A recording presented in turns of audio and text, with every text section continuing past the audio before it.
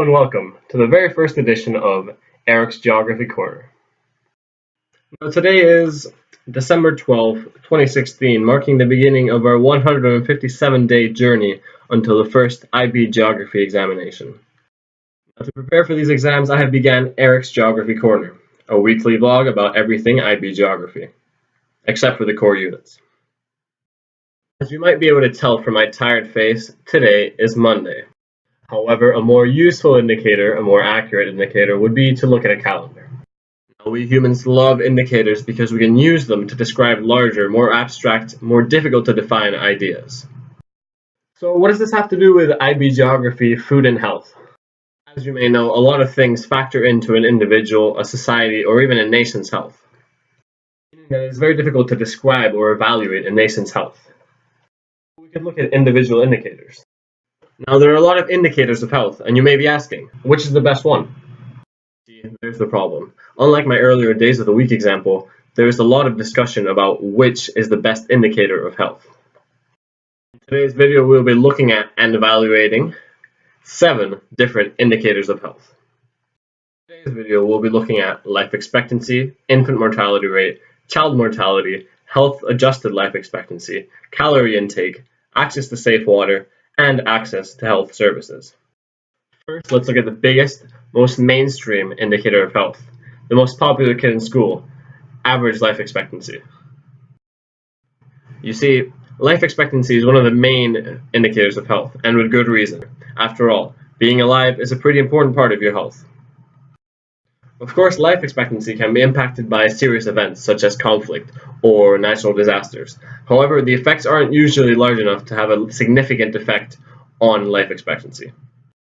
For these reasons, life expectancy is a great indicator of a country's health and health services. While it is useful to compare different countries' life expectancies, they can hide socioeconomic disparities within the countries.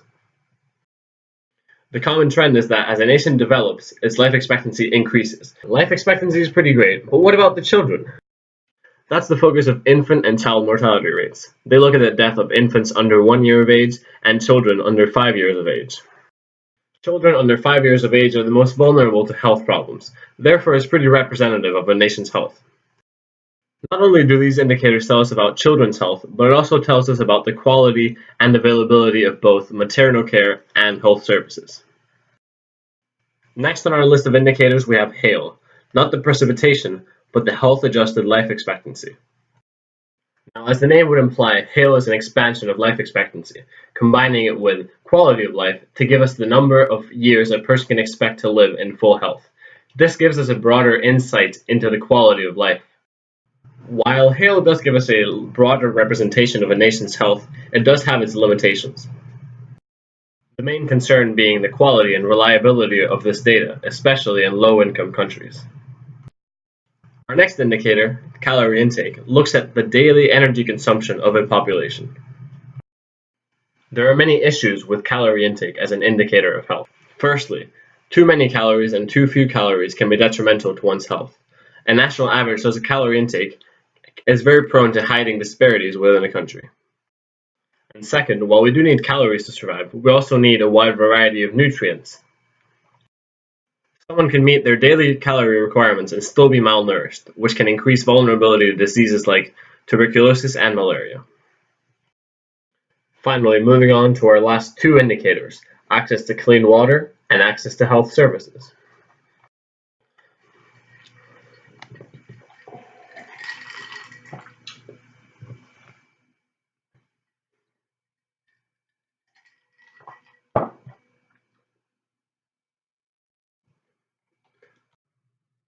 Access to clean water refers to both clean drinking water and sanitation.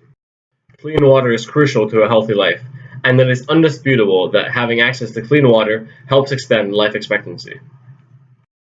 While clean water helps reduce the spread of diseases, it is only one of many socioeconomic and environmental factors that influence life expectancy and health. Our final indicator of health, access to health services, it refers to the quantity of healthcare provision in the population.